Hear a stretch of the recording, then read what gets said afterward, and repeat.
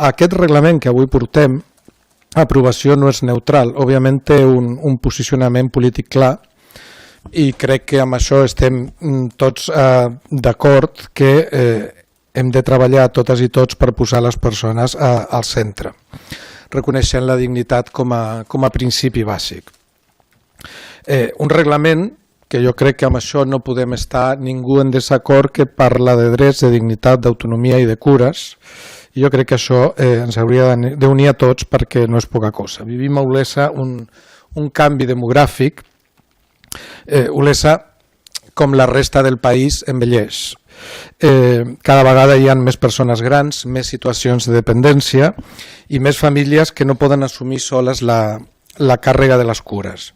Al mateix temps, tots sabem que, sobretot i durant molts anys i actualment i fins i tot en els serveis professionals, aquesta cura cau sobretot sobre les dones. Aquest reglament jo crec que fa un pas valent, com a mínim reconeixem la necessitat de professionalitzar les cures i de convertir-les en un dret de la ciutadania. Jo crec que a vegades quan parlem en els plens i comencem a parlar dels expedients que tractem, els papers que tractem, però avui estem treballant d'atenció personal, neteja de la llar i suport a famílies vulnerables, però que també darrere d'aquests papers, d'aquests tràmits, d'aquests expedients que nosaltres utilitzem, darrere de tot això hi ha famílies saturades, hi ha gent gran esperant i moltes vegades no per una qüestió de l'Ajuntament d'Olesa de Montserrat, sinó per entitats supramunicipals, com deia el regidor, és a dir, la llei de dependència moltes vegades, la resposta de la Generalitat de Catalunya és lenta. I també hi ha professionals treballant sota pressió. Jo crec que avui, aprovant aquest reglament, que al final el que estem fent és donar-li forma a una forma d'actuar i a una forma de ser-hi i a una forma de com treballem. Però jo crec que ens estem posant davant del mirall com a consistori i com a societat. I jo penso que nosaltres pensem que a partir d'aquest reglament o aquest reglament ha d'anar sobre 3 pilars: els drets, els recursos i el model. Jo crec que aquest reglament deixa clar que els serveis d'atenció domiciliària no són un favor, no són una concessió graciable, són un dret. I és un dret vinculat a la dignitat personal i a la igualtat d'oportunitats. I aquests drets, i jo crec que en aquest Ajuntament això s'ha vist, no han de dependre de la sort pressupostària de cada any, sinó ni de la bona voluntat de ningú. Han de ser estructurals i jo crec que estem treballant, i ho dic des de l'oposició, o sigui, tampoc hi ha coses que no podem negar-lo.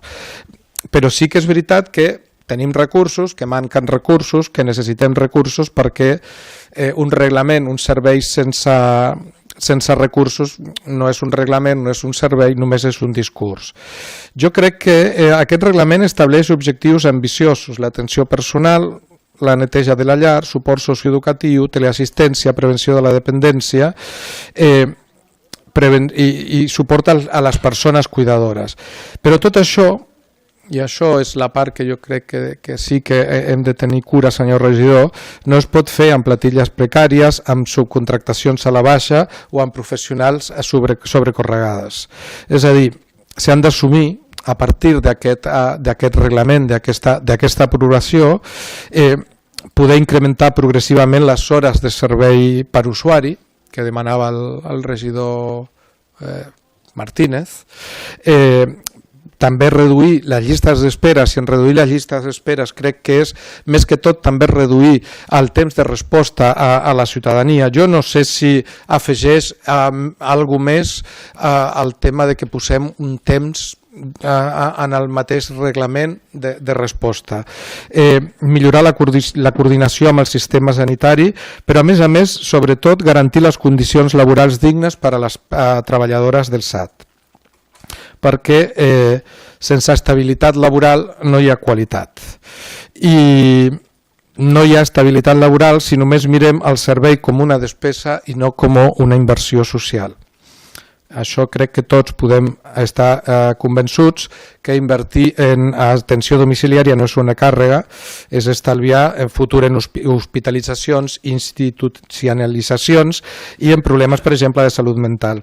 I després, òbviament, el que deia el regidor Martínez de Serveis de Govern, aquest reglament apunta a un model que des del que PSC compartim plenament, que és envellir a casa, viure amb dignitat i reforçar la comunitat, i continuar al segon torn. Primer dir que estic absolutament d'acord amb la intervenció que ha fet el regidor Vicente, no comparteixo al 100%, i sí, m'ha semblat molt adequada.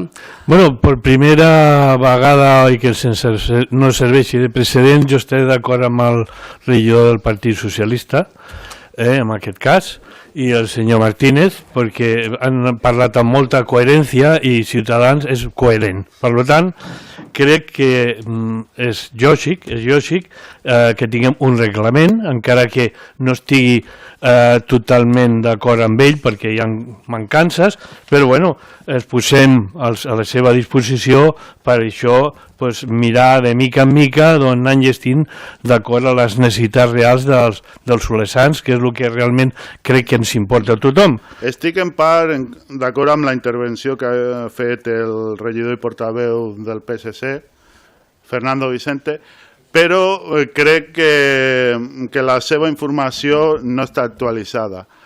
El mandat passat sí que va haver-hi una atenció, una especial dedicació en augmentar el dret de les persones, el servei d'atenció domiciliària, però en aquest mandat, a més del servei d'atenció domiciliària, hem notat algunes cosetes que posaré com a exemple. Precisament el PSC va portar una moció per crear el Consell de la Gent Gran aquí al consistori d'Olesa. Qui va votar en contra? Entre d'altres, CUP, Bloc, Esquerra Republicana de Catalunya i Junts. També van impossibilitar que anés al Consell de la Gent Gran del Baix Llobregat persones d'Olesa que tenim plaça però les tenim buides. També van fer un reglament de les reserves de places d'aparcament. Em diuen que ja s'han omplert aquestes places. Reserves de places d'aparcament que van fer un reglament con un article que va en contra de la llei per molt que no ho sàpiguem veure, perquè demanen, a part del grau de mobilitat, sí o no, que tingui una discapacitat més del 60%, que això és totalment contrari a la llei, perquè la llei, a partir d'un grau del 33%, si és de mobilitat, et poden donar el grau de mobilitat sí o no. O sigui, i això ho va aprovar aquest consistori en contra de l'opinió d'Olesa Oberta en Comú Podem y en contra de las personas a movilidad reducida. Es que lo estoy petando hoy, o sea, me están dando toda la razón y hasta la regidora del PP ha venido vestida de rojo, o sea, que hoy es mi día, o sigui que... nosaltres pensem que amb aquest reglament deixa la porta oberta amb el model de municipi que les socialistes i els socialistes d'Olesa hem defensat i defensarem, que és, i amb allò crec que us acompanyarem al govern municipal en desplegar una estratègia d'Olesa com a ciutat cuidadora, és a dir, una coordinació real entre els serveis socials, salut, habitatge, les entitats que treballen amb les persones més vulnerables, tot el tema de la promoció de barris accessibles i segurs, el suport actiu a les persones cuidadores familiars. Però jo crec que una de les qüestions que també és important en aquest reglament té a veure amb el reglament parla de participació, transparència i la millora contínua. I jo crec que la ciutadania té dret a saber com funcionen els serveis que la protegeixen.